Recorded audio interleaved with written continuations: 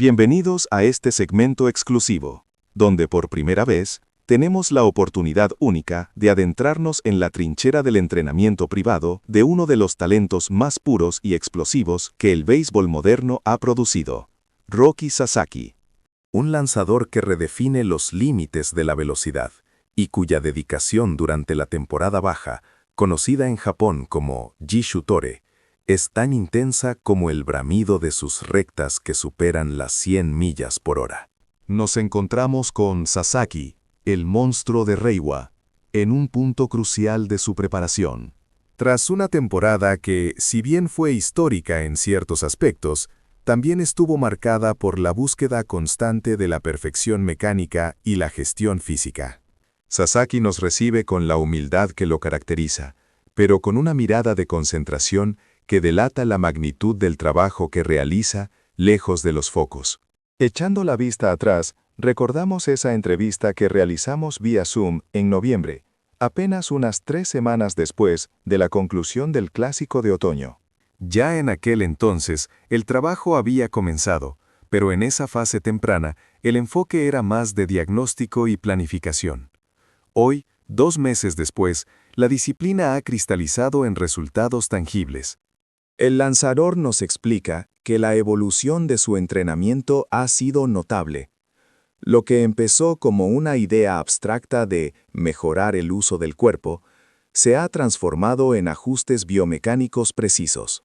Nos detalla que el proceso inicial fue una exhaustiva auditoría de su tren superior. Hemos tomado todas las observaciones y sensaciones que recogí durante la temporada regular y las he organizado, explica Sasaki. La primera tarea fue reorganizar la funcionalidad de mi hombro y mi cinturón escapular. Se trata de identificar qué movimientos estaban fallando, dónde había una falta de conexión en la cadena cinética y cuáles eran las tendencias mecánicas que aparecían bajo fatiga o presión. El objetivo no es solo corregirlo, sino lograr que el uso de estas estructuras sea lo más natural y fluido posible. La clave de la longevidad y la velocidad en el picheo moderno reside en la repetición eficiente.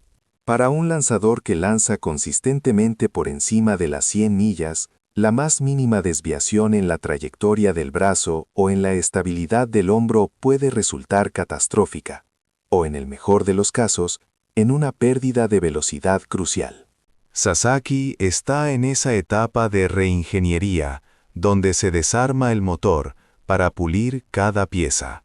Pero quizás la parte más reveladora de su Jishutore actual reside en el trabajo de su tren inferior. Sasaki confiesa que, a diferencia del hombro, donde las señales de alerta eran más evidentes durante la competición, las fallas en la parte inferior del cuerpo eran más difíciles de detectar en el fragor de la batalla. El tren inferior es donde realmente necesitaba hacer una revisión completa, afirma. No me percaté del problema a fondo durante la temporada.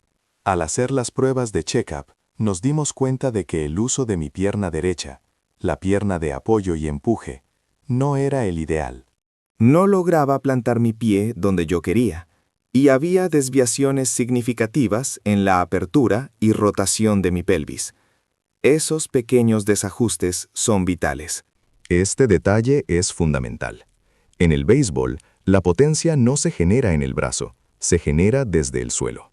La pierna de apoyo y el posterior empuje deben transferir una fuerza rotacional masiva a través de la cadera, antes de que el torso y el brazo la liberen. Si la pierna derecha de Sasaki no está en la posición neutra o normal, o si la rotación pélvica es prematura o insuficiente, la energía se disipa. El resultado directo es una pérdida de velocidad y un aumento del riesgo de lesión en el hombro, que se ve obligado a compensar la falta de fuerza terrestre. Por ello, gran parte de su trabajo actual se centra en llevar esa pierna derecha y esa cadera a una posición neutra, utilizando ejercicios de control y estabilización para asegurar que su cuerpo pueda replicar la secuencia de lanzamiento de manera perfecta, incluso a la máxima intensidad. Y es precisamente al hablar de la máxima intensidad que el tema inevitable sale a relucir: la crítica pública sobre la supuesta caída de su velocidad. A pesar de que Sasaki sigue siendo uno de los lanzadores más rápidos del mundo, hubo momentos la temporada pasada donde la media de su recta se deslizó ligeramente por debajo de sus picos históricos. Esto generó un murmullo persistente en la prensa especializada y entre los aficionados. Cuando se le pregunta directamente sobre si estas críticas le afectaron, Sasaki revela la mentalidad competitiva que impulsa a los grandes. Sí, por supuesto, admite con una pausa reflexiva. Sé que, si bien tengo otras cualidades como lanzador, mi arma principal es la velocidad. Yo soy Roki Sasaki, el lanzador de velocidad. Desde que llegué al profesionalismo, siempre he entendido que ese es mi rasgo distintivo, el motor que me define. Y añade con una determinación clara: siempre he creído que mi identidad como jugador está intrínsecamente ligada a la velocidad. Es lo que me hace un lanzador de élite. Por eso, es algo que voy a perseguir y buscar mejorar sin importar cuánto tiempo pase. Es el objetivo que siempre está ahí. Esta declaración encapsula la esencia de un atleta que no se conforma con ser bueno, sino que aspira a ser legendario. Para Sasaki, la velocidad no es solo un número, es el estándar de excelencia que se autoimpone. Él sabe que la consistencia en el rango de 160 a 165 km por hora es lo que lo diferencia de la mayoría y lo posiciona para la dominación global, ya sea en la Liga del Pacífico o eventualmente en las grandes ligas. El trabajo en esta temporada baja no es meramente correctivo, es una inversión en su futuro.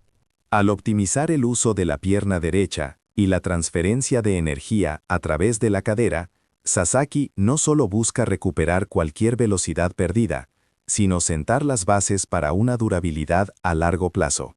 Una mecánica limpia y eficiente es la mejor póliza de seguro contra lesiones y la forma más efectiva de mantener picos de velocidad a lo largo de 30 o más aperturas. Observamos cómo se somete a sus rutinas, enfocándose en la propiocepción, la conciencia de la posición de su cuerpo en el espacio. Cada repetición no es sobre levantar peso, sino sobre sentir la conexión entre el suelo, la rodilla, la cadera y finalmente el hombro. Es una lección de física aplicada a la biomecánica humana.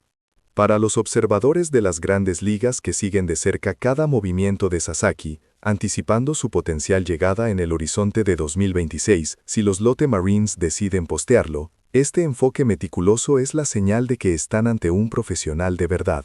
No solo tiene el talento bruto, sino la inteligencia y la ética de trabajo necesarias para traducir ese talento en dominio consistente. Roki Sasaki está construyendo su base para la temporada que viene. La presión es inmensa. Mantener el estatus de as indiscutible, liderar a su equipo y seguir compitiendo al nivel estratosférico que demostró en el Clásico Mundial de Béisbol. Pero, como él mismo ha dejado claro, esa presión es el combustible. La velocidad que busca no es solo un registro en el radar, es la confirmación de que su cuerpo funciona a la perfección. Cuando el monstruo de Reiwa suba al montículo en la primavera, no solo veremos un brazo que dispara cohetes, sino un conjunto mecánico finamente afinado, resultado de meses de reingeniería en la soledad de su entrenamiento privado. Su meta es clara: que la velocidad nunca deje de ser su arma definitiva. Y si los ajustes en su pierna derecha y su cadera dan el resultado esperado, el mundo del béisbol está a punto de presenciar un Sasaki Roki aún más implacable y rápido que antes. La persecución de la perfección es la misión incesante de este joven gigante del picheo.